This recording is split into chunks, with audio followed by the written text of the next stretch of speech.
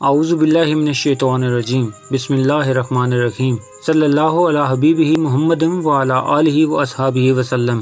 گنبد خضرا کے چاہنے والوں کو وقاص احمد کی طرف سے السلام علیکم۔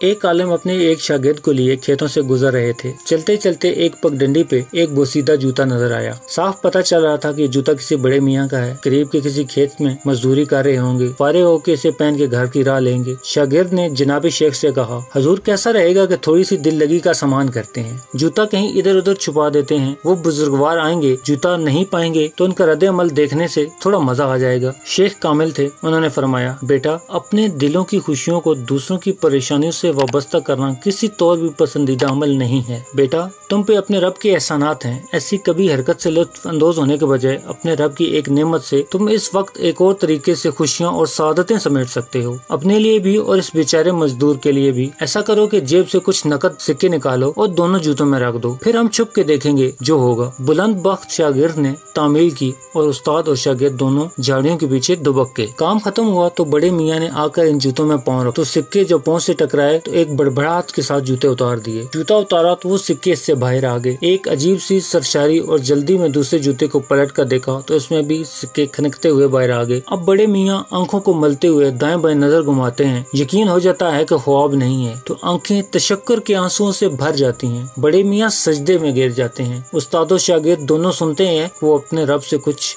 اس طرح بات کر رہے تھے، میرے مولا میں تیرا شکر کیسے ادا کروں، تو میرا کتنا رحیم رب ہے۔ تجھے پتا تھا کہ میری بیوی بیمار ہے، بچے بھوکے ہیں، مزدوری بھی مندی میں جا رہی ہے، تو نے کیسے میری مدد فرمائی۔ ان پیسوں سے بیوی کا علاج بھی ہو جائے گا، کچھ دنوں کا راشن بھی آ جائے گا۔ ادھر وہ اس گریہ زاری کے ساتھ اپنے رب سے محو مناجات، دوسری طرف استاد اور ان کے شاگرد دونوں کے ملے جلے جذبات اور ان کی آنکھیں بھی آنسوؤں سے لبریز تھیں۔ کچھ دیر کے بعد شاگرد نے دست بوسی کرتے ہوئے عرض کیا، استاد محترم آپ کو آج کا سبق میں کبھی نہیں بھول پاؤں گا، آپ نے مجھے مقصد زندگی اور اصل خوشیاں سمیٹنے کا ڈھنگ بتا دیا ہے۔ شیخ صاحب نے موقع مناسبت جانتے ہوئے فرمایا، بیٹا صرف پیسے دینا ہی عطا نہیں بلکہ باوجود قدرت کے کسی کو معاف کر دینا بھی عطا ہے۔ مسلمان بھائی بہن کے لیے غائبانہ دعا عطا ہے، مسلمان بہن بھائی کی عدم موجودگی میں اس کی عزت کی حفاظت کرنا بھی عطا ہے۔ اللہ تعالیٰ سے دعا ہے کہ اللہ تعالیٰ بھی ہمیں ایسے ہی نیک کام کرنے کی توفیق عطا فرمائے، آمین ثم آمین۔